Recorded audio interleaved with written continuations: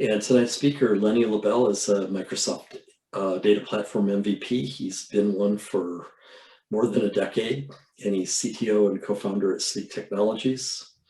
They're a driver of new technologies, cutting edge technologies. He's principal consultant at Talon, and he is a technical author for Pluralsight. He's got 3 Cosmos DB titles. He's got a SQL Server 2016 title out, and he does a lot of speaking for VS Live virtual training events as well. And let me turn things over to tonight's speaker, Lenni Lobel. Welcome, Lenni. Thank you, Mark. So with that, let's just jump in to our objectives. All right, so we're going to make sure, like I said, first of all, to cover the most core concepts in Cosmos DB that you need to be able to follow along with the section. And in a word, that's partitioning. Partitioning is like the most important concept in Cosmos DB. And we're going to make sure that we have that ground covered before we talk about the change feed. We will learn about what it is and how we can use it to build microservices. And basically bring it all together, take our understanding of partitioning in Cosmos DB, our understanding of the change feed, and put all that together to build some real-world event-driven microservices tonight. So let's start talking by talking about the change feed, and then we'll dig a bit deeper into the the part of where we're going to level set basically for the session before we start talking about individual microservices. In Cosmos DB, we store data in a container, data as JSON documents in a container. And every container has a change feed, so that every time you add a document to that container, it is emitted through the change feed and persisted in the change feed. Think of it kind of like a transaction logger in SQL Server, very much like you can rewind it to the beginning and kind of play back all the events that occurred in that container.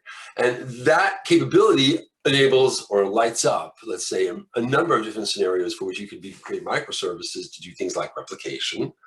And by replication, I don't by that mean the type of replication that Cosmos DB gives you, which includes geo-replication. I'm talking about where you actually have a container that you need to replicate and make a copy of that data to another container, and we'll talk about why you might want to do that. Denormalization. Anyone who was at my session on relational data modeling, on data modeling and partitioning in Cosmos DB back in July or August will remember that we talked about that, but I'll cover that again as well. Any kind of interesting event that occurs on a container by just monitoring the change feed can be used, of course, to trigger notifications. It can be used to maintain materialized views, to offer up cheap and efficient views of data that normally is very expensive to query on an ongoing basis. And it can be used to essentially move data. As the data comes into Cosmos DB, you might just want to move it downstream for any number of reasons, maybe into SQL Server, or maybe perhaps just to archive it off into Azure Data Lake or Azure Pod Storage. And you can do all of these things with the change feed by building microservices, event-driven microservices, driven off the events of the change feed, if you will. And one great thing about this microservice architecture is that they can all share the same change feed in this and be dependent only on that one change feed and have otherwise no other interdependencies. Okay, and that makes for a much more simplified microservices architecture than you have otherwise if you had one microservice that was dependent upon another. Here, all these microservices run independently of one another, and they all consume the same change feed. So let's dig deeper and understand at least the most core concept in Cosmos DB, which will sound familiar to you if you were at either or both of my previous sessions. It's really kind of hard to have any kind of discussion about Cosmos DB without reviewing this piece, where we have this container, but behind, we think of as one container, but behind that container are a cluster of servers, and more added as needed. And the more data or throughput demand, or both, that you throw at that container, the more it will scale out behind the scenes. And those are what we're going to call physical partitions.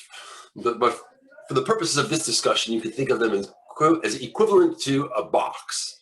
I mean, this cloud is this amorphous thing where it's like, oh, it's this fuzzy thing. But at the end of the day, data is landing on a box. It's landing on a machine, just like your laptop or desktop.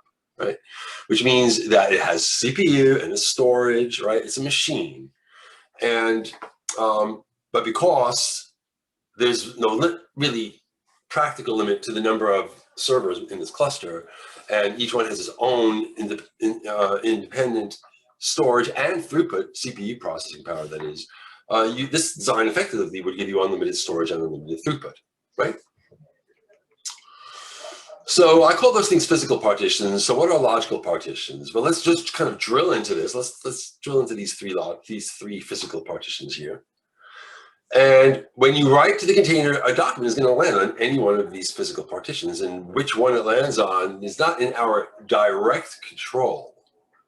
But indirectly, we control how these things are organized on the back end by defining logical partitions. That is some property of our data that's going to group like similar documents that share the same partition key together. And these could be documents of different types. This is a NoSQL database. There is no defined schema inside of a logical partition. Let's take this one here, for example. This could be a user profile for a blog post. And these could all be all individual posts. And then some of them could be comments, and some of them could be likes, but there would be one document that was actually the user profile. And so they're all documents of different types, but they would all have the same user ID or username as the partition key, kind of grouping them together in the same logical partition. And a logical partition will never span physical partitions. Okay, all the documents in a logical partition are guaranteed to be housed together on the same physical partition behind the scenes.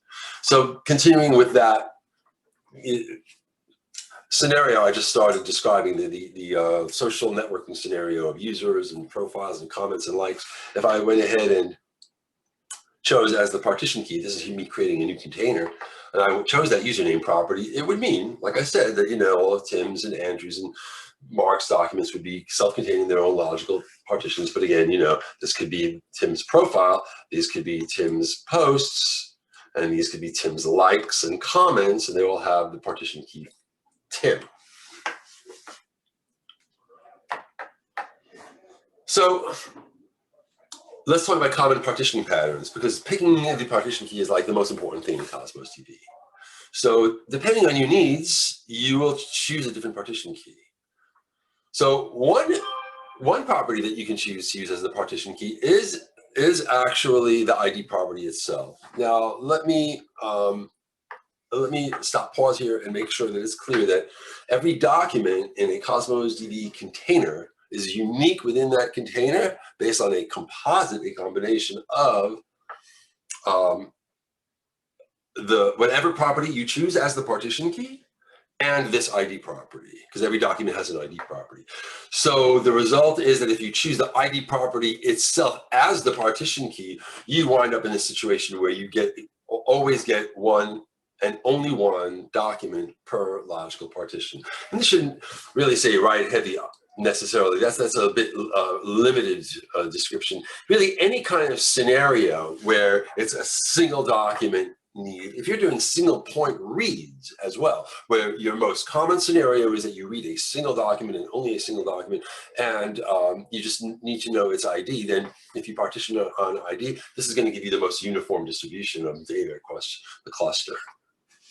And as you'll see in an upcoming demo, IoT scenarios are very write heavy because you're ingesting data that's being broadcast and emitted by microwave ovens, automobiles, and airplanes at a very rapid rate, and ingesting all that telemetry. And the ID property actually, it might seem like an odd pattern to do this, but actually the ID property is a good choice. Obviously, it's not a good choice if you need to store more than one document in a logical partition, because with the choosing the ID as the partition key, that won't be possible, right? Because the ID and the partition key will be the same, and you'll have one and only one document in each logical partition, but it'll be most optimized for single document operations, point reads and point writes. Sometimes you have small lookup lists. like not everything is big data, right? You've got all your big data, but then you also have to store manageable sized amounts of information.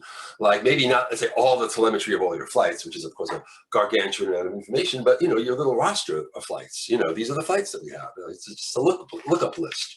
And these are the airports that we serve, or if it's an e-commerce site, here are our product categories, and what database doesn't have that list of states and provinces, right? Those sorts of things. And I didn't mention earlier that logical partitions have a maximum size of, I want to say this right because they raised it, 20 gigabytes, excuse me. So, you don't really have to worry at all about any of these things. These are all always going to fit inside of comfortably inside of a single logical partition each. Although which physical partition they land up on is not our concern. And in that case, it's a very common pattern to actually use the type property itself as the partition key. You create a property called type, which is always a good practice to have anyway. In a schema-free world, there are no rules. You don't have to have any properties, and Cosmos DB only requires the ID property, but it's a good practice to have a type property. And then if you just set the type property to the same value in every document of the list, you effectively group them. Like if every document, if every flight document had a type property whose value is set to flight, and all of these documents had a type property set to product category, and these type properties in these documents were set to airport and so on, that's what kind of group them all together. And you can very efficiently retrieve the whole list or any item within the list. It's always going to be the single logical partition. And you'll always know the type, flight, and then if you get all, or airport, and then you can further filter if you wanted. Any kind of other scenario is really going to depend on your situation. You want to optimize for queries, right? So just using as an example, an e-commerce site with customers and orders in your database, where you'll choose the customer ID property if it's, because it's a good choice, since you very commonly retrieve a customer and their orders all together, or at least, you are mixing different types here, right? So you've got a single customer document and a different type, all living in the same logical partition, right? And so, every customer is going to live in its own logical partition. You'll always be able to retrieve a customer and their orders. And if those orders, of course, contained embedded details, which they would, you'd be able to retrieve all that information very efficiently on a customer basis by knowing the customer ID and zoning in on a logical partition for that customer. Let me do a quick time check. Yeah.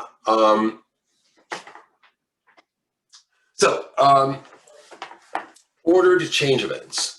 This is really important.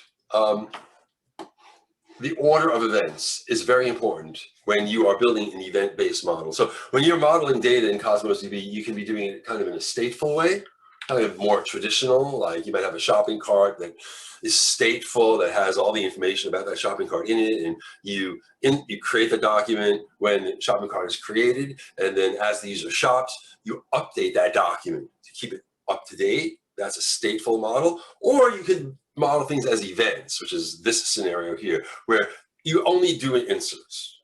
Everything is an insert. Even an update is an insert. Even a delete is an insert. You insert a document about the event that is as the user shops. You create the cart. Every time they add an item or remove an item or modify an item or ultimately check out, you are writing a document to the container, which pumps it into the change feed. And now imagine a number of microservices may be responsible for independent requirements against real-time data as it's happening, as the user shopping, calculating tax or fulfilling orders or handling shipping and delivery or integrating with other third-party B2B connections. Anything along those lines obviously would need to process these documents in the correct order. In this case, this document here refers to the first item that was added, so clearly these have to be processed in the correct sequence. But of course, Cosmos DB scales and it shuffles logical partitions around. So how do we ensure that we get things ordered properly? And this is going to drive your choice of choosing the right partition key. So let's continue with this example of an event-based shopping cart. So just like you think of a single logical partition, but you know that behind the scenes there are multiple physical partitions, we think of a single logical change feed on that container. But in fact, each physical partition behind the container has its own change feed. So there isn't really just one change feed, even though logically we will be able to deal with it as such. But going a little bit behind the scenes, what you can see is that when the first user starts shopping, we create a document for the event of starting a shopping cart, and that gets put into a logical partition because we're partitioning on the cart ID. And as soon as we write that document, it gets stored in a logical partition, in this case on the first physical partition, and the event gets emitted out of the change feed. Another shopper comes along, starts their shopping cart, and Cosmos DB starts a new logical partition. It happens to land on the second physical partition, and therefore the event gets emitted out of the change feed of that second physical partition. And then they add an item to the cart, and then a third customer comes along and that starts a new cart on the other partition, and a fourth customer comes along, and these customers are adding and removing and updating items in their cart. And you can see that the events are being emitted in sequence, right? As they occur, and they're being persisted to the change feed in sequence. But at some point, hopefully, right, business is booming, and then you need more physical partitions to handle more shopping carts, because let's say physical partition 2 is overflowing, not necessarily in terms of storage, but it could also be in terms of throughput. You provision a certain amount of throughput on the container, and if things start getting too busy and you provision a higher throughput, and more throughput is therefore available, and at some point you will get a partition split. And what that means is we'll actually physically split a physical partition. Namely, let's say physical partition 2 needs to be split.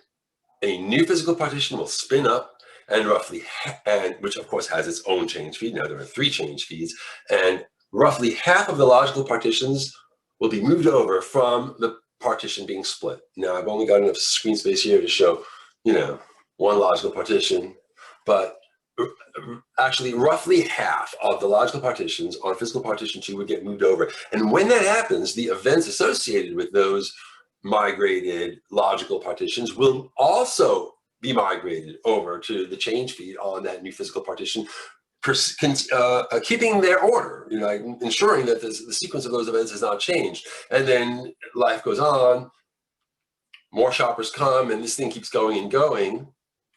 And at this point, we've got 3 physical partitions and 5 shopping carts, right? And more splits could have occurred. We could have many more physical partitions, and while things are happening, Cosmos DB is splitting things, and when it splits a partition, it moves those events over as well, keeping them in sequence. And you can see that, therefore, within each physical partition, the events are in sequence. But fortunately, again, we don't have to consume 3 physical partitions unless we're accessing the change feed directly, which you can do, but you wouldn't want to. Why would you want to do that? Instead, we want just one logical change feed, right? We'll leverage something called the change feed processor library, which I'll show you, which I'll talk about more, that will parallelize across these physical partitions and give you one logical partition. So even as these are being consumed in parallel, and therefore you're interleaving the events from 3 physical partitions, if you scan that logical change feed at the cart level, you are guaranteed to process the events in sequence, regardless of any splits that might have occurred while things were happening. But only at the cart level, because that's the partition key that you chose, and that's why it's critical to choose the proper partition key with an understanding, based on the order in which you need events to be processed if you're building an event-based system like this. So how can you consume the change feed? There are 3 ways. The first way is directly, but you would never want to do it that way, which, like I was describing, you're actually dealing with the physical partitions, which you don't want to be doing. In the early days, that's what we did. And you would have to, do all the hard work of maintaining state and being scalable if you needed to be. So the change feed processor library handles that. It maintains state.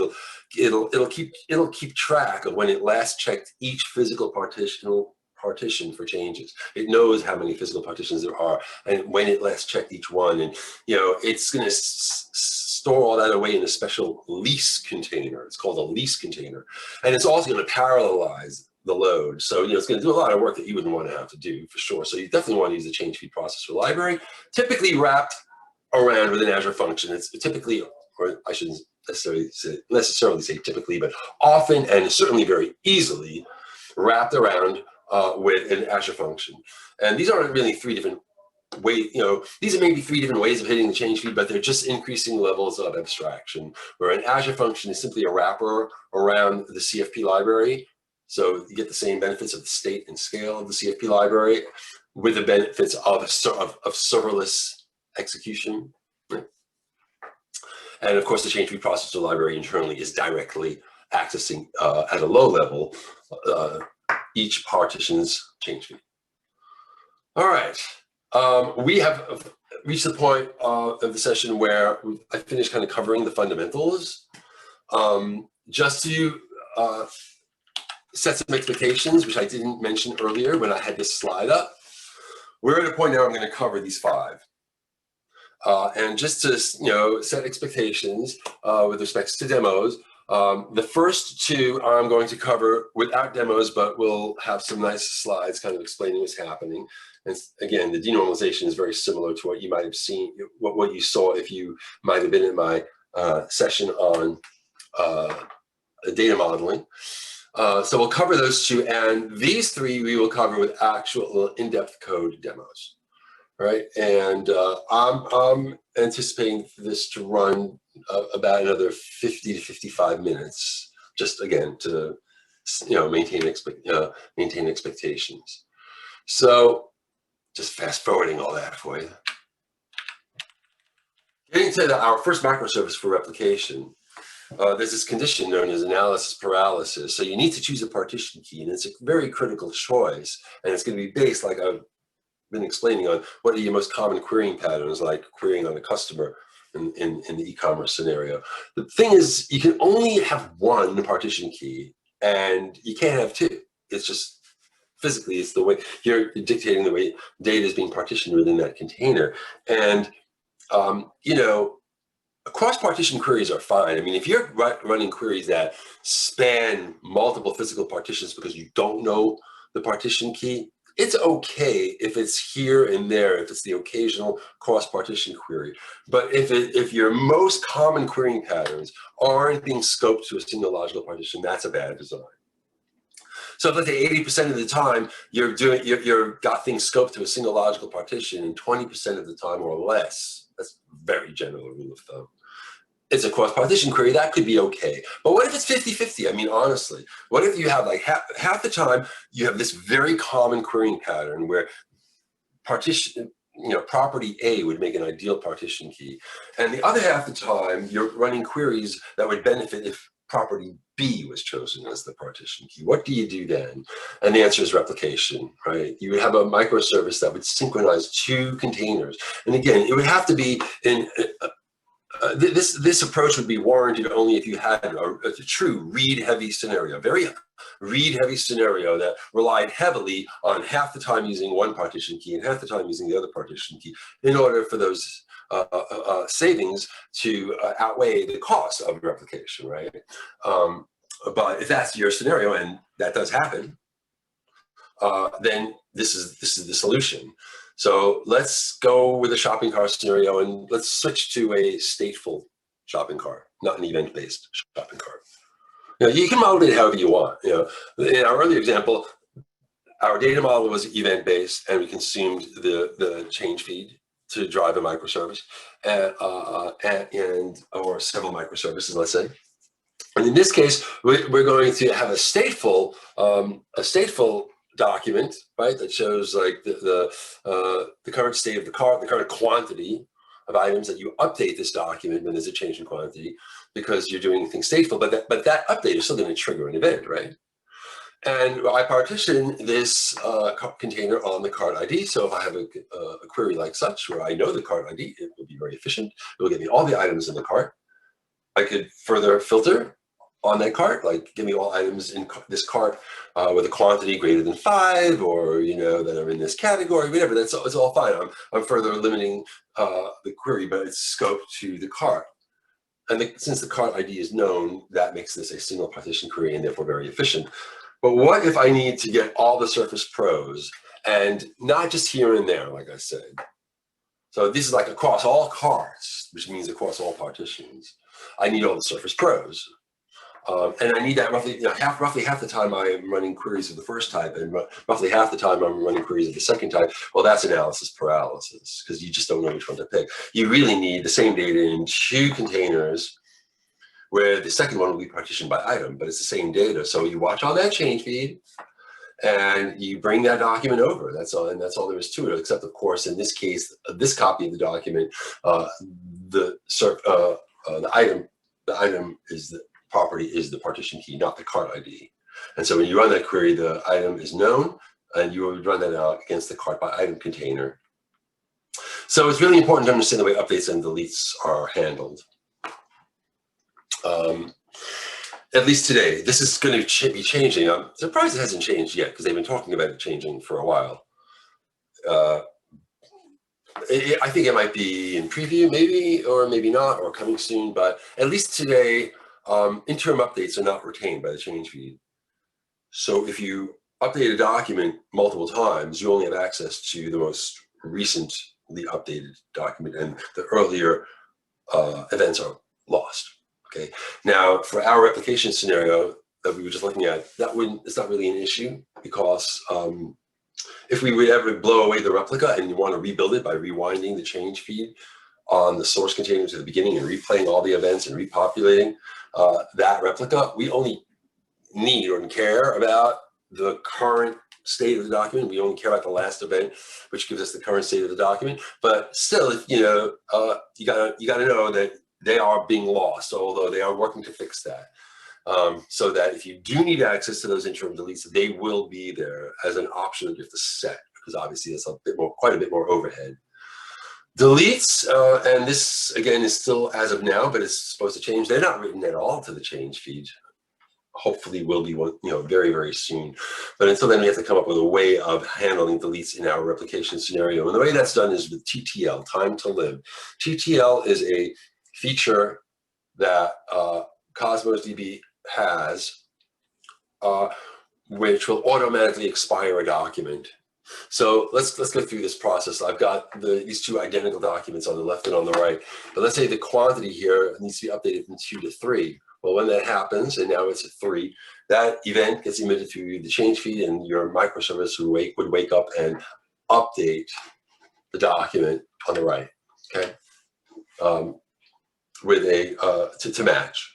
And if it changed to 4, then the same thing would happen. But what if the user came along and wanted to delete that document, right? Well, if I just delete it from the cart container, that event will not be emitted through the change feed, at least today. And therefore, you'll wind up with that orphan there, which you don't want, certainly. So the solution is to instead do another update and add a special property, enable TTL on the container, and then set it to value. This is a very high value, needlessly high value. It means it's going to expire in 60 seconds, but that event is going to be emitted in near real time, and your microservice will wake up, assuming it is up. If it's down, that's the only reason you might want to create a safety buffer here, maybe even longer than 60 seconds, maybe 5 minutes in case the replica sort, because within this amount of time, the document will be deleted, right? And once it's deleted, you will have lost the event, and if the service isn't running, you will have lost that delete. So the event will be picked up right away by the microservice. It's going to see that there was an update, but it's going to see that the update really involved a TTL property. So it'll just go ahead and delete the document from the replica. And then 60 seconds later, the document will be deleted from the source. So that's our first microservice, which took care of replication for scenarios that need it. This next scenario is much more common, and it's very similar to what I covered in my presentation last July or August, whatever it was. when you have to denormalize data. Because Cosmos DB is non-relational, there are no joins, there are no relational constraints, and you really need to think about things differently when, in terms of data modeling, we talked about embedding and referencing, and the idea that you would very often need to denormalize data, duplicate data very often, or specific properties of data, in order that you can satisfy a query with a single request rather than requiring multiple requests, because there are no joins. So for example, let's say I'm querying products, and these are my product documents. Well, there is a category ID and an array of tag IDs, but those are just IDs. Those are not like kind of display names that I could present to the user. SQL Server, immediately just think of a join to those tables on the ID to get the display name, yada, yada. But you just can't do that, or at least you can't do that efficiently or respectably. You can't do that in this world. And so therefore, what we'll do is we'll denormalize, because in fact, there are documents in this other container, the product meta container, that have the category and tag documents with those display names. So you don't want to do this. You don't want to select one document from there and then one document from there to get the category, and then because it's an array of tag IDs, then for each tag ID query,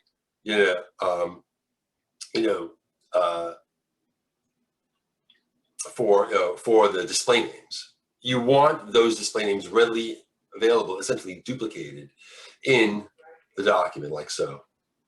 So this is a copy of that master data. The category name here is a copy of that master data. And tags is no longer an array of just IDs, but the ID and a copy of the master data, the name, that is. So, this is not something that we do in the normalized world. Like, this is considered a no-no. We don't want to have to do that, but this is exactly the solution here. So that when I have a product document in hand, I don't have to make any other queries to get related information, because I've embedded kind of a duplicate of that. At the point of insert, right? At the point of creating a new product document, I know what the category name is, and I know what all the tag names are. And I just saw a copy of those values in the product document. And that's going to be all fine and good until the point in time. What happens, of course, when the user comes along and changes that master data? They change the display name of either a category or a product. So here I've got a bunch of product documents, and like I was just describing, I have not just the category ID, but a copy of the name. This is the master data here. This category ID means shorts. And here I've got many, and I've only got one such document on the left. But on the right, I could have many documents with a copy of that shorts in addition to the ID. And the same thing here with names being copied from the master data. So what will happen is, and you're probably kind of guessing, is that there's a microservice that listens on the change feed and cascades those updates across. So that if I change the master data, it updates all the documents. Or if I change the master data of either a category or a tag, it updates all the documents on the right from a single update on the left. Okay, and that's how that works. And now we're going to actually get into the real fun part, because I'm guessing you're probably hungry for demos. So let me assure you that we've got plenty of those. And I'm actually going to cut my video here while I do this, just in the interest of bandwidth. I hope that things run smoothly for these demos. We're not going to look at those other three microservices that we can build by consuming the change feed. And we're going to have this scenario where we're Contoso Airlines, a very small airline. We run in the continental US. Right now, we only have 12 flights out of 6 airports, but we hope to grow. And therefore, we're relying on Cosmos DB to accommodate our scale when we hopefully achieve, that growth. And we have certain basic requirements. We're going to need, obviously, real-time information. So all that IoT telemetry data, and be ingesting that into a container. We're going to have to make sure that planes don't fly where they're not supposed to. So we're going to need alerts to be notified when a plane flies and enters a no-fly zone. We need up-to-date arrival information. And we need some permanent archival. Let's say the law requires We might not need, this is very short-lived data, right? Once the plane lands, there's not much interest, and maybe you'll want to keep it around for a little while, but keeping this voluminous amount of information needlessly around Cosmos DB doesn't really make sense. But if the law, let's say, requires you to archive this data for up to 5 years, you need to know, looking back 5 years, where a given plane was, what its latitude was, what its longitude was, its speed. You want permanent archival. And the solution, you guessed it, we ingest that flight telemetry, and we, as that telemetry is being ingested, we have microservices that are responding to that telemetry to generate those email alerts for the no-fly zones, to generate materialized views to give us very cheap, inexpensive ways to get those that real-time flight information and those up-to-date arrivals, and maybe one that will archive to blob storage to give us that permanent archival, so we don't have to keep it around in Cosmos DB. So, ingesting flight telemetry. I'm even getting a little sick of these PowerPoints. So we're about to jump into some live demos. This is what we're going to do. We're going to create a location container. And this container is going to be gargantuan. I've actually got this container already. It's got millions of documents in it already. It's just going to receive the flight telemetry. So every plane's current speed, altitude, duration, which it's emitting very frequently, every 10 milliseconds, let's say, per flight, we're going to consume that, and we don't want to miss an event. We want to get every single one. We're going to partition this container on the ID property, like I was, just to refer back to how I was describing earlier, common partitioning patterns. When you've got point reads and writes, particularly IoT scenarios, ID is usually the best way to go. And it can even be a GUID, and that's fine. You're going to get one document per logical partition, and it's optimized for this kind of bulk loading. When you need to load this data as it's happening in real time. Okay, let's have a look at our flight telemetry generator.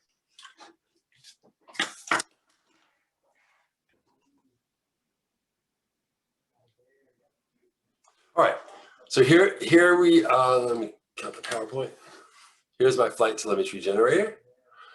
And there's the menu, and I'm gonna run the G command to generate, and I'm going to say -C in a continuous mode. So this is a little utility that I built. This is not a microservice. I'm not going to dig into the code at all here. It is just a bulk loading telemetry. It is simulating 12 flights in the air. By continuous mode, I mean that the moment a plane lands, it takes off again. Like this will just run continuously until I stop it. And it's consuming I wrote the generator to simulates some kind of real world, some sort of reality to this. That planes make their way from their origin to their destination. Let me go ahead over to the portal. And by the way, everyone can see my screen, right? Yes, we can see. We can see your screen. Yeah, no problem. Good, yeah. Thank you. Okay, all right. So here I am in the Data Explorer, and here's my Carthozo Airlines database, and there are a bunch of containers in this database that we'll look at. We'll look at all of them. I'm going to start with the location container. That's this one here that I'm talking about. That if we look at the scale and settings for this container, like I said, it's partitioned on that ID property. Okay. And if we actually look at the items that are being ingested right now, because the generator is still running, this is kind of what they look like. Well, we're partitioned on the ID, so the partition key and the ID are the same value, and it's just a GUID, a random GUID. And this is just a sample. There's the GUID ID. The type is location. It's a location document. There's some static information that doesn't change, like the flight number, the tail number, which is kind of like the license plate. Departure and arrival, the duration of the flight, the distance in miles, all that's static. And then, of course, all this dynamically changing information from one document to the next, the location, the altitude, speed, remaining minutes, remaining miles. And notice the is complete is kind of important because when a plane lands, it's going to emit an event setting that to true. It's only going to emit one of those, and you're not going to want to miss that event. I have a time to live already enabled here in anticipation of the fact that I'm going to have a microservice that's going to archive this. I think that's 30 days. This is expressed in seconds. I believe that's 30 days, okay? So let me just end this part of the demo off by doing a quick accounts query.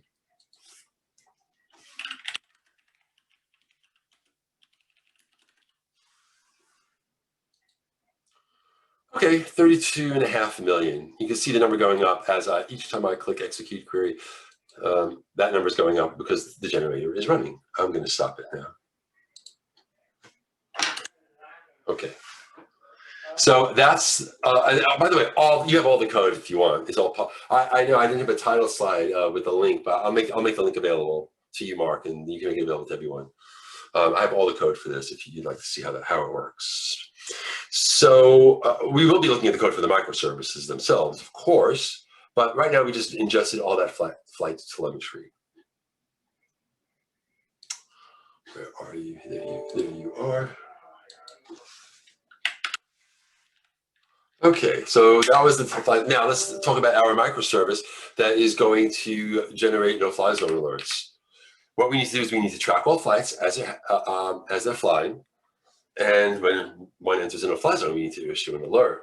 So we'll do that by monitoring the change feed. We will run a spatial query against designated no-fly zones, and that's how we'll know when we need to issue an alert. Let's have a look at that microservice. So let me switch over to Visual Studio where I've got the full solution.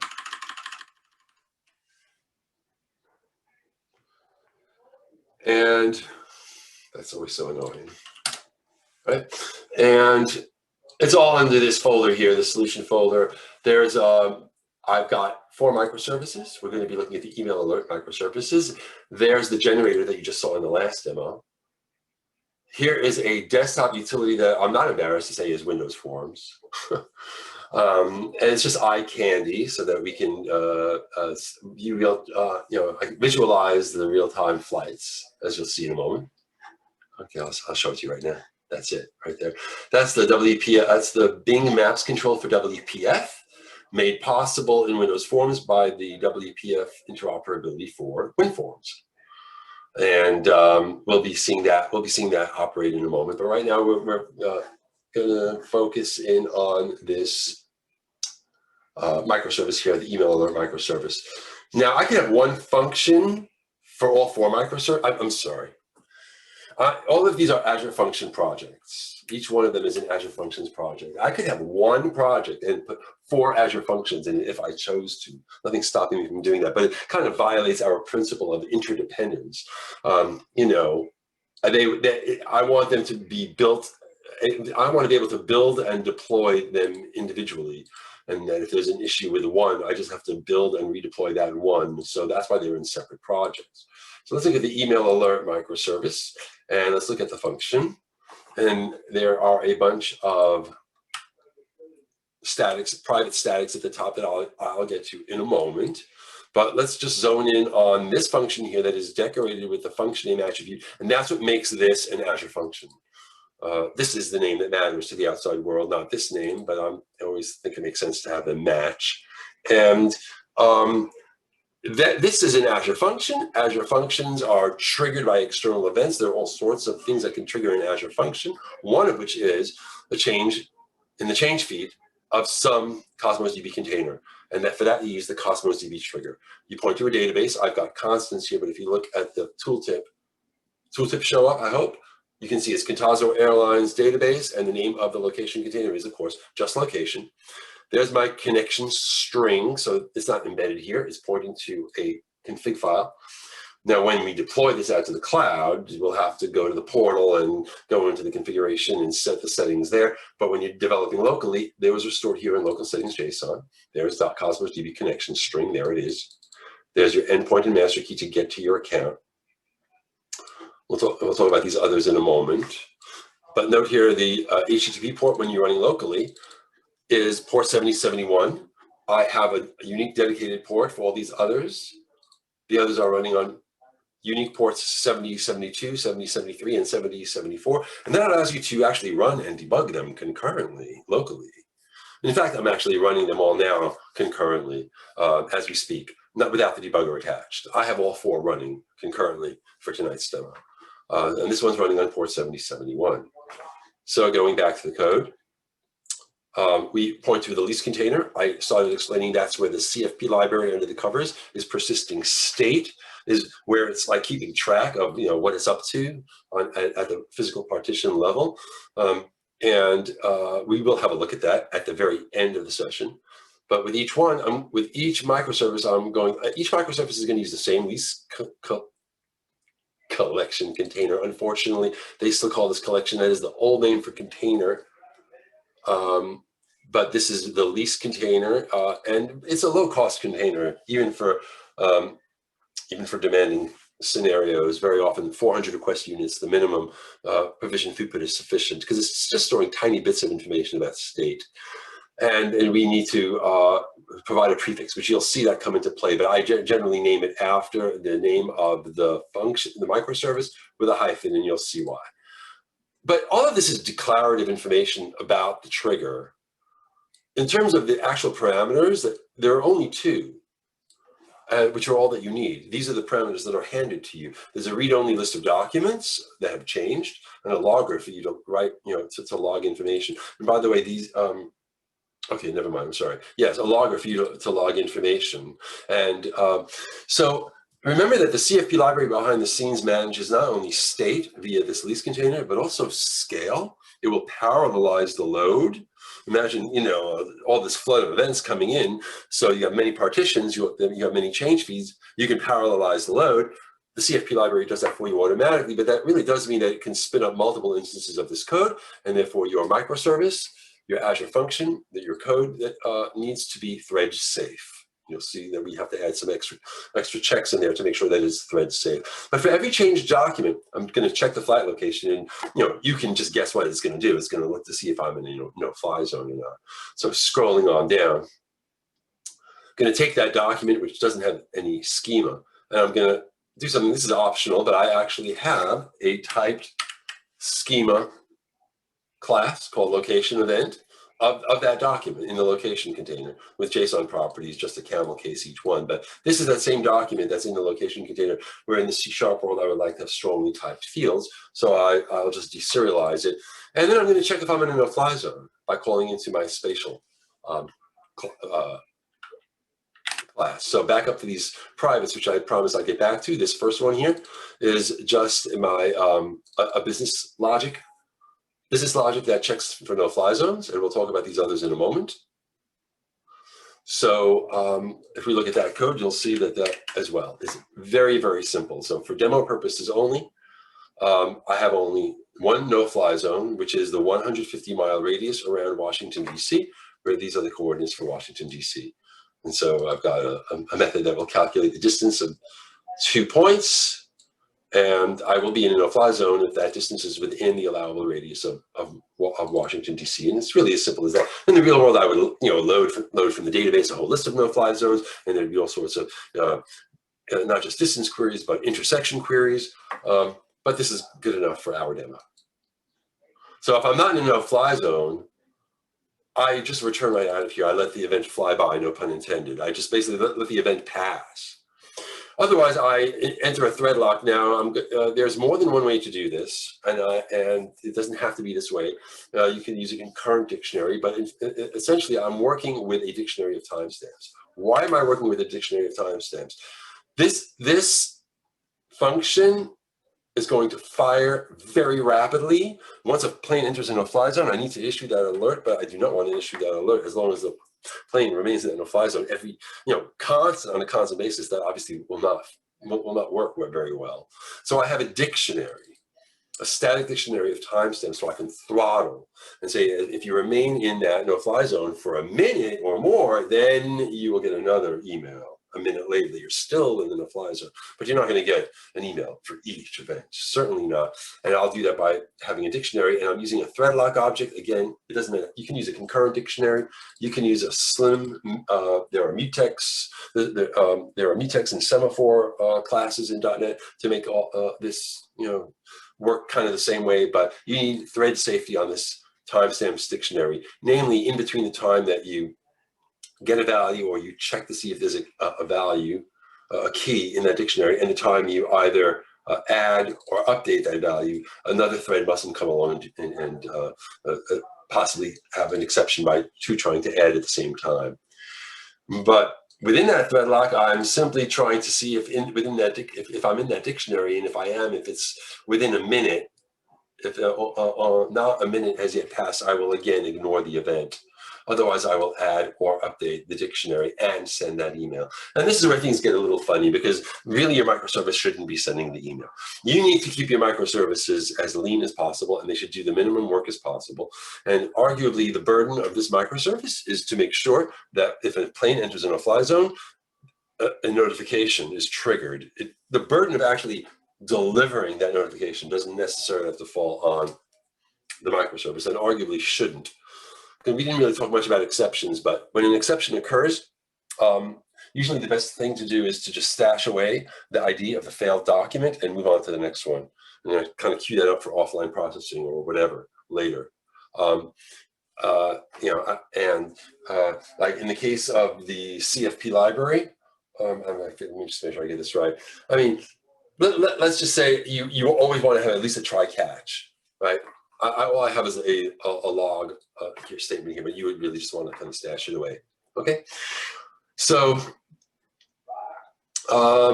what I am, but I am in fact sending the email because this is a demo, and so the microservice will actually also send the email. And to send the email, I'm going to be using this thing called SendGrid. Now, if you're not already familiar with SendGrid, excuse me, it's this really easy to use service on Azure for sending emails. It makes it really easy to send emails. So if I go back to my local settings, you see I've got a SendGrid API key. You could do this with SMTP and also a from address, from name, and from email, right? You can plug all those values by calling environment.get environment variable. We'll pluck those values out of that configuration. And you know, if you use SMTP, then you would of course need a host name and a username and a password. And with SendGrid, it's just kind of much easier. So I'm using SendGrid. That's what all those privates are. And I'm constructing the email. I'm even making it a nice HTML table. I've got some functionality down here to give me a nice formatted table row. And I mean, you know, let's not kid ourselves. There's room for exceptions to occur here. And again, you want to keep your microservice as lean as possible. Ideally, in the real world, it would probably just queue up an event somewhere that a notification needs to be generated and delivered, because maybe it wouldn't just be email, it could also be SMS, and you know, that shouldn't be a concern of the microservice. I think that about covers this microservice. It's not really that much code, you know, and most of it shouldn't even be here, but you know, a lot of details, right? Okay, so with that, let me pull over the email alert microservice, which has been running. I just kind of clear the screen. And let me also show you my beautiful eye candy here, where if I click Washington, D.C., you can actually see the no-fly zone. And make it a bit bigger.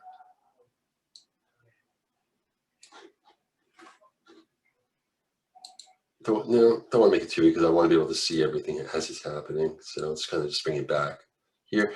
Here's the microservice.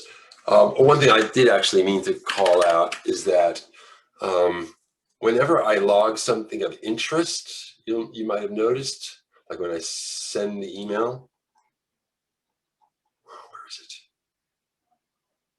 When you've entered a no-fly zone, I log a warning. I'm only logging a warning to color the output in yellow. That's the only reason, because this is a demo. But otherwise, it's going to be hard to see our output distinguished from the output that gets emitted. There's a lot of noise that comes out. So I just wanted to point out why that's a warning, and that'll make it kind of easier to see our output.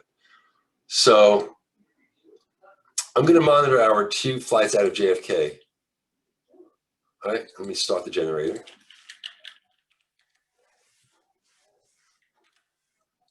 And that's this flight and this flight. Well, they're about to enter the no-fly zone. We should see some, I actually held up the console there. You see some yellow? Flights have entered no-fly zones. So the email alert microservice is working. And within a moment or 2 or 3, I will get an email. And I'm going to just flip over to my inbox. Yeah, this just came in. You can see the ones that I was, from when this was running earlier. Because like I said, all the microservices have been running, but this one just came in. And there's my nicely formatted email informing me about no-fly zone, planes entering a no-fly zone. And as long as they get out of that no-fly zone within a minute, I wouldn't get another alert. But if they remain in the no-fly zone, and now they're no longer in the no-fly zone. All right. So I'm going to stop the generator. Yeah, I just got another email. You heard it. Come in. There it is. Okay. And let's minimize that. And that's it for the email alert microservice.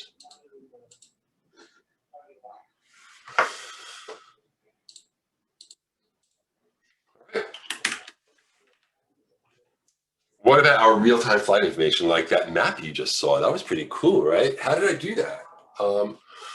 Well, you know, the obvious way is to go to that location container, query for each flight that's in the air.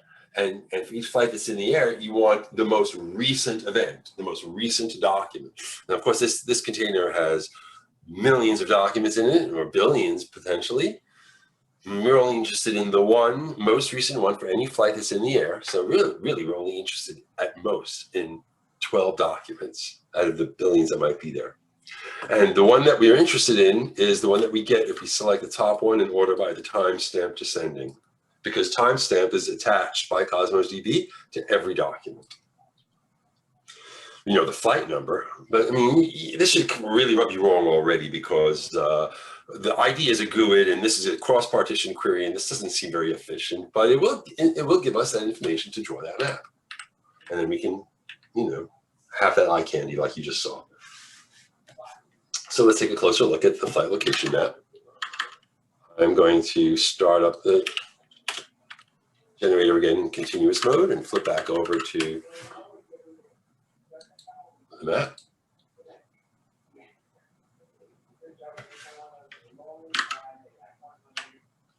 Let's start the generator. Okay, now the flights start off again. They start taking off again.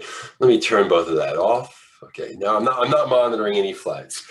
Let's start monitoring one flight. I'll hit JFK to LAX. Let's watch that one. Okay, well, we should be getting an email, right? Because it just went into a no-fly zone, right? But we can actually see this. You see it moving, and you can see the altitude and the speed. The speed is fluctuating slightly because my simulator is trying to be somewhat realistic. Let's go over and look at logs. Look how we're getting it. These are the queries that are running. I'm issuing one of these queries every 3 seconds. My UI is updating every 3 seconds. And every time it's running that top one query, like I just showed you on the slide, ordered by timestamp descending for the desired flight, the flight that I checked, the top one, and the cost is 70 RUs. And if you don't know if that's a lot or not, let me tell you, that is a tremendous amount. That is ridiculously high, prohibitively high, I would say. Because ideally, it should cost much, much less. The cheapest this could cost is just under 3 RUs on a mostly empty container, right? And that's the cheapest, but it could even cost less if you do things right. And so this is just really horribly inefficient. And just to show you how bad it really could be if I monitor all 12 flights, as I am now, and watching all 12 flights in real time, and therefore issuing 12 of those queries every 3 seconds instead of 1 of those queries every 3 seconds, watch my RUs rack up rapidly. And that would be very, very expensive and undesirable. And that takes us to our next microservice. So let me stop the generator. Which is, all about materialized views.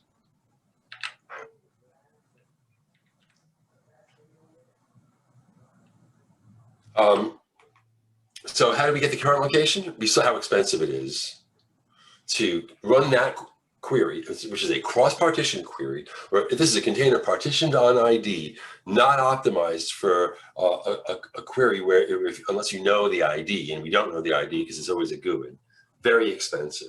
The answer is to build a materialized view, which is have another container, a tiny container. It's only ever going to have at most 12 documents in it, because our microservice is going to upsert to that container. By upsert, I mean either insert or update, just the most recent document that's needed to get real-time information. And we're going to partition this container on type. Remember, the type is set to location, so all the documents will have the same type, value, location. So all the documents in the materialized view will live in the same one logical partition.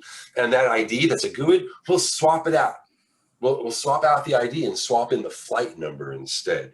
So we'll know the flight, and we'll know the flight number which is the ID that we're interested in, and we'll know the partition key, which is always location, which is the type, and we'll be able to much more inexpensively query the materialized view than it costs to query the big container. Let's see that microservice. You will see many of the same patterns in place for our current location microservice. So this is now another container called the current location container. And here's the function. And you'll see again, like I said, a similar pattern. There's our function name attribute. It's the same database and location container that we're watching, same connection string, same lease container. The prefix is named after the microservice. My local settings has a unique port on it and my Cosmos DB connection string, so I can run my microservices concurrently. And now for each one, I need to update that current location. Now, I don't need to update the current, I'm still gonna want to throttle. Like we throttle those email alerts to be once a minute. We're gonna update our materialized view once every 3 seconds, not once every 10 milliseconds. It doesn't need to be within each event. It's acceptable to get real-time information, let's say, once every 3 seconds. Like that's good enough. If it needs to be once every 2 seconds or once every 1 second, then you would just update this accordingly. But therefore, since I'm throttling, it's the same concept of having a static dictionary and a thread lock object for thread safety. But otherwise, it's pretty straightforward. We are going to new up our own Cosmos client because we're now writing to another container, which is different than our last microservice, which either ignored the event or it sent an email, but in neither case did it write the data anywhere else. We actually want to write now to another container, so we need a Cosmos client for that. And that's going to be our current location container, where we're storing our materialized view. We'll call update for each change that comes in. But there I'm deserializing like in the last microservice, determining if I should skip the event or not. And that should skip logic uses a similar thread lock that says, yeah, skip unless, just process every 3 seconds, like throttle on 3 seconds. However, remember that there's this is complete event, and it'll set only once at the moment the plane lands, and we would never want to miss that. That should never be skipped. So even if it's less than 3 seconds since we update the materialized view, last time, if this event shows that the plane landed, we will update the materialized view even though it's less than 3 seconds. That's it. That is the entire materialized view. So now let's go ahead back to, I'm sorry, that is the entire microservice.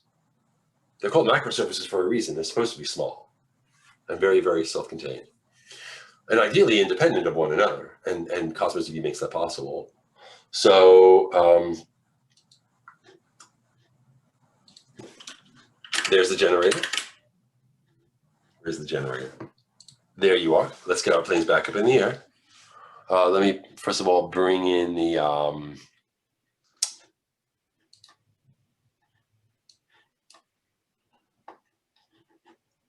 here it is. I mean, this is the output from before.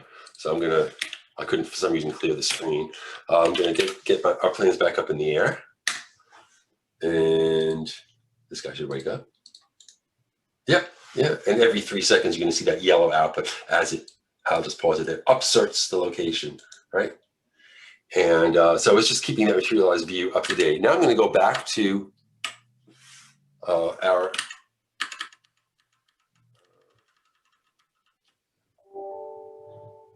real-time flight map. Sorry about that.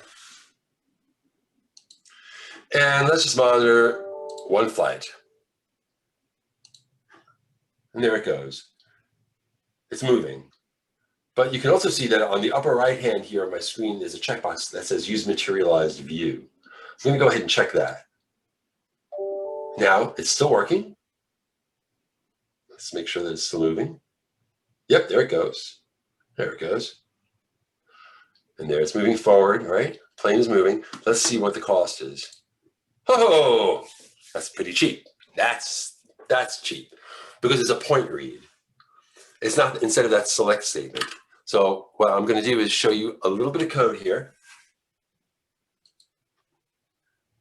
in the flight repo class. when I didn't have that checkbox checked and I was not using the materialized view and I was running this top one query, right? And that's what costs, that was what was so expensive. But now I'm doing a point read. When you check that checkbox, I do a read instead of a query. It's called a point read because I'm not even running a query. There is no select statement at all. Instead, I'm saying read an item.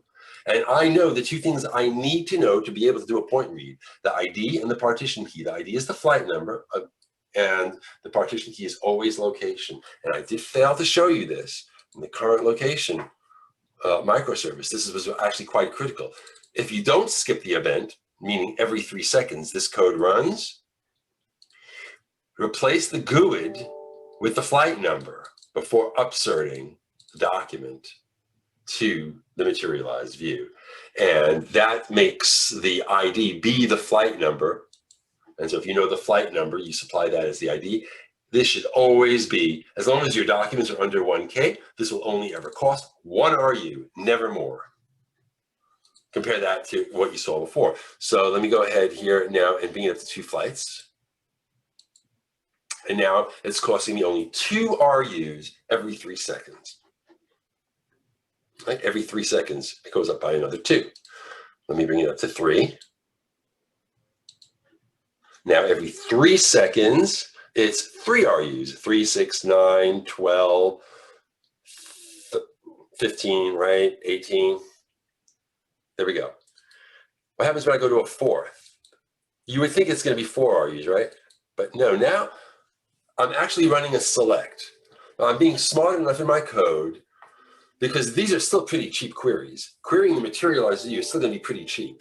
If I say where type equal location, that takes me into that one logical partition where all 12 documents can possibly live, and then picking out the 4 that were checked. And it's only costing 3 RUs, or instead of 4 RUs if I did 4 point reads, right? Because, you know, this would be 5 point reads.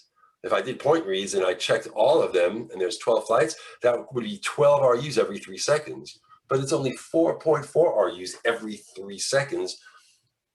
And, you know, because instead of doing 12 point reads, I'm doing 1 query using in a very efficient way. And again, just to show you how bad it could be if I turn off those materialized views, or let's say turn it back on, and you can see how slowly my RU charges go up.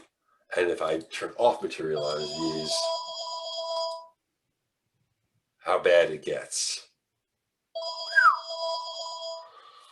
All right. Let me stop the generator.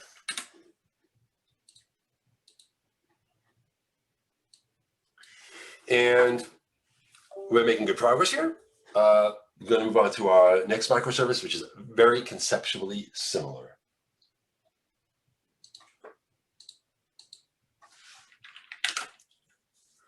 Our arrivals microservice.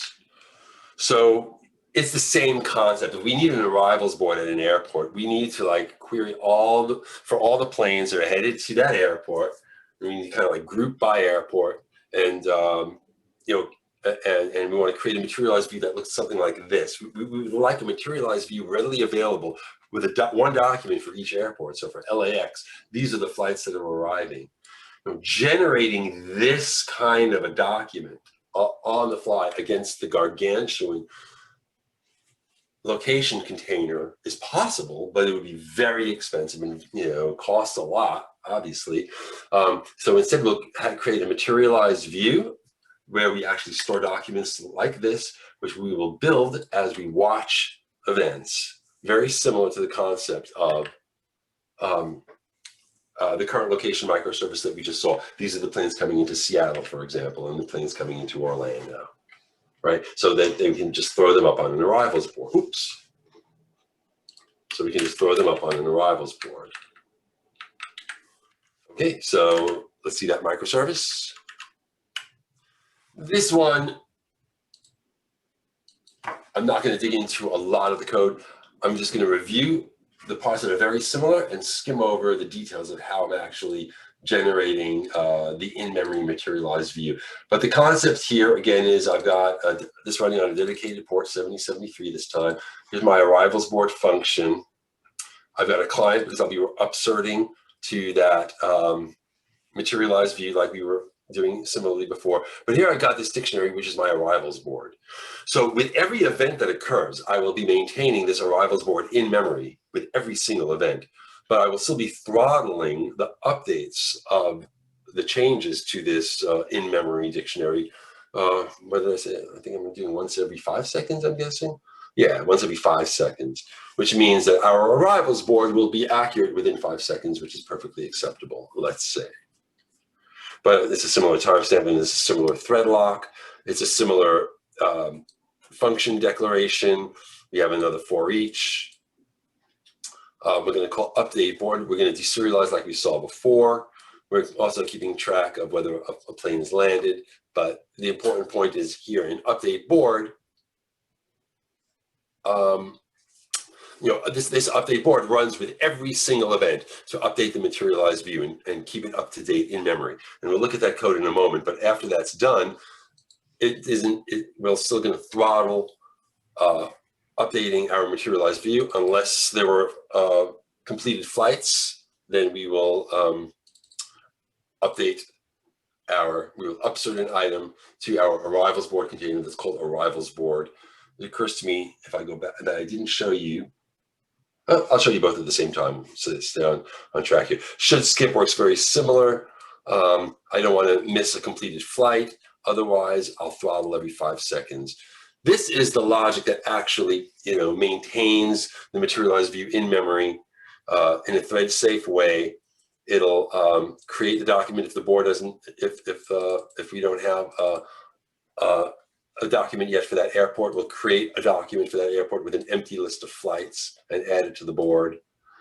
And then within each airport document, if it's the first time adding a flight, information about a flight, I'll add it. Otherwise, I'll just update the remaining minutes. Again, don't have to dig into it. It's just maintaining that arrivals board in memory, and then every 5 seconds, upserting it to the materialized view, which is our container called arrivals board. I'm going to run the microservice. Go back to the generator, bring over the arrivals board microservice. You can see the output from the earlier times that it ran, but let's get it to run now.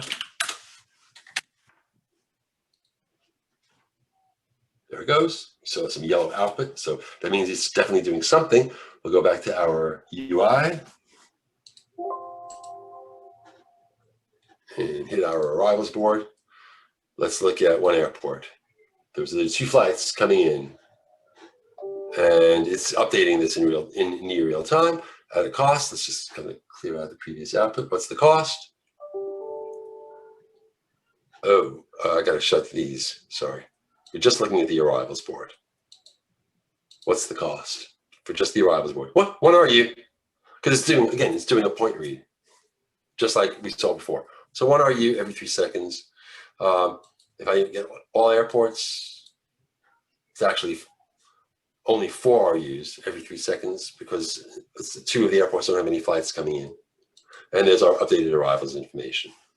And I just want to flip on over to the portal and show you the documents in Cosmos DB.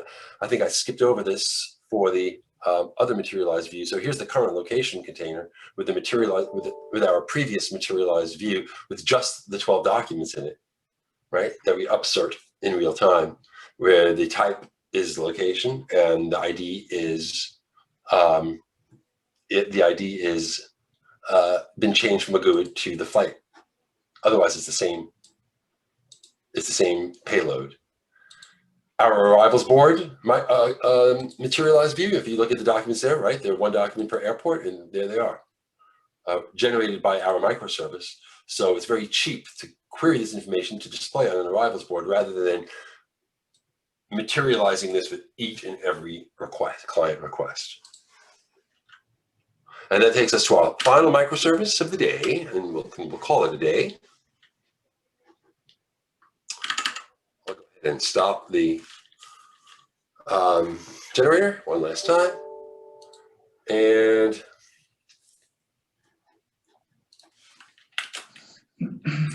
this is about moving data, right? Anytime you might want to move, copy data somewhere else as it comes into Cosmos DB, that's another case for using the change feed with a microservice to get that done.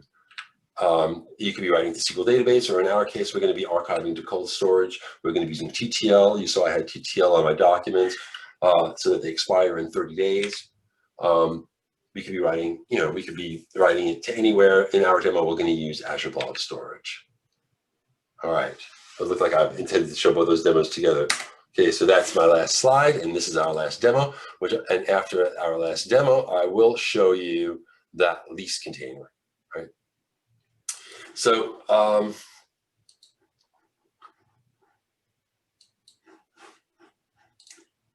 this is really simple.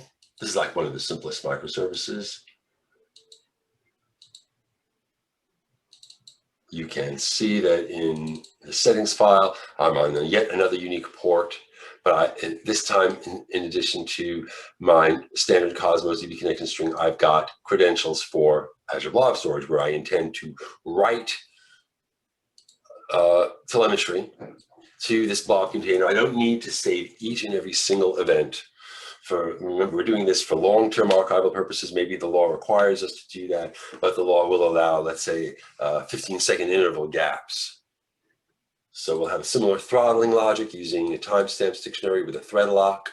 We have a reference to the blob container that we're writing to, not to be confused with a Cosmos DB container, two very different types of containers, of course. Set up our storage account. If you've ever worked with Azure Blob Storage, you'll recognize this as very standard code. Anytime you need to read or write to blob storage, it kind of looks like this. This is ours. Should look very common to you by now. We're watching the same container. We've got our connection string. We're sharing the same lease container. We've got a unique lease collection prefix based on the microservice name. We're going to archive each document that comes in.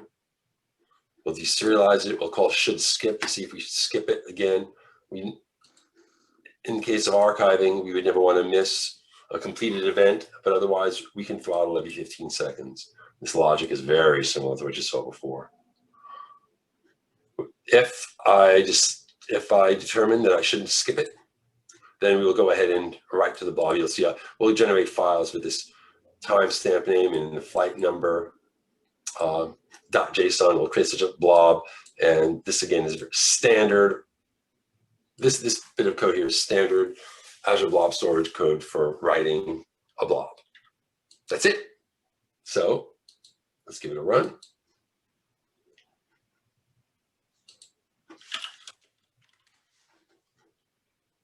Here's my data archival microservice. It's about to wake up as soon as I start the generator.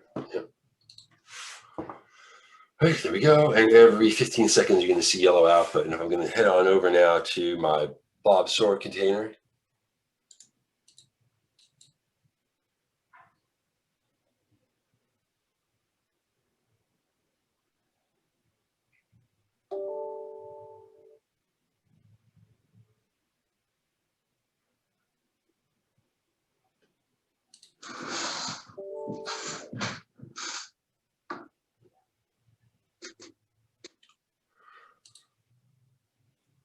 There's flight history. And yeah, these look pretty current. 2313. Let's refresh this. Usually what I do is I just kind of like delete everything. Let me delete everything. Hang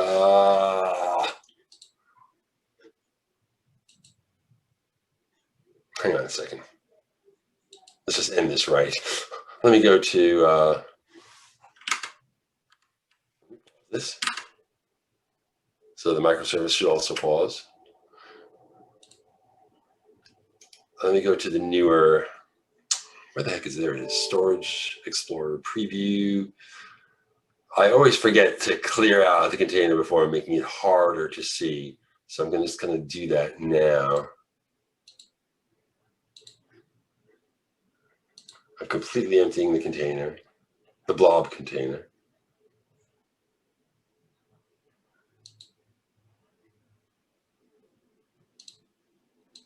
Didn't it just see? Okay, it just took a little bit of time there. Okay, it's completely empty. Now I'll start it up again.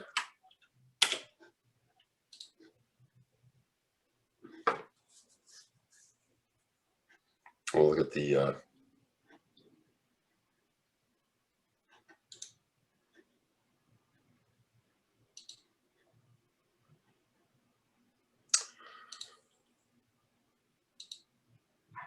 there you go, they're coming in.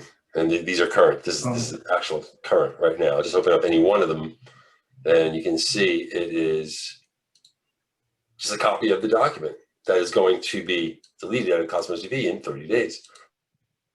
But it's stored here permanently in Azure Blob Storage using yet another.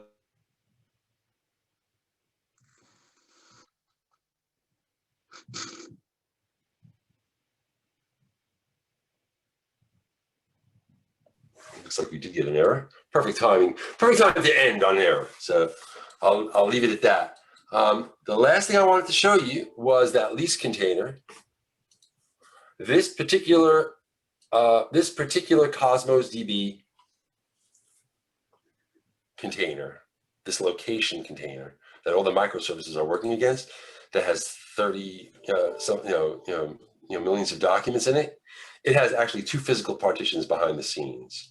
So if you look at this lease container and you look at the items in it, you're going to see, and it's a little hard to read, but there are actually 3 documents per microservice. Each microservice has this prefix, which is what I had specified as the lease collection prefix. So they can all share the same lease container, but yet operate independently. If any microservice goes down, then when it comes back up, it will find its own documents independent of the documents stored there and maintained there by 4 other microservices. And that's the significance of that lease collection prefix. It's hard to tell which one's which, but you get 1 document per physical partition and then 1 document for the microservice. I've got 2 physical partitions, so it's 3 documents altogether. So for the email alert microservice, yeah, this looks like it's tracking. This is a timestamp for when the CFP library last checked that physical partition. If I go to this other one, this is partition number 1, possibly a different timestamp. And this last one here is just for the microservice. So that's a wrap. Let me figure out how I can turn my video back on. Where's my Zoom controls? So there they are. I can stop sharing as well.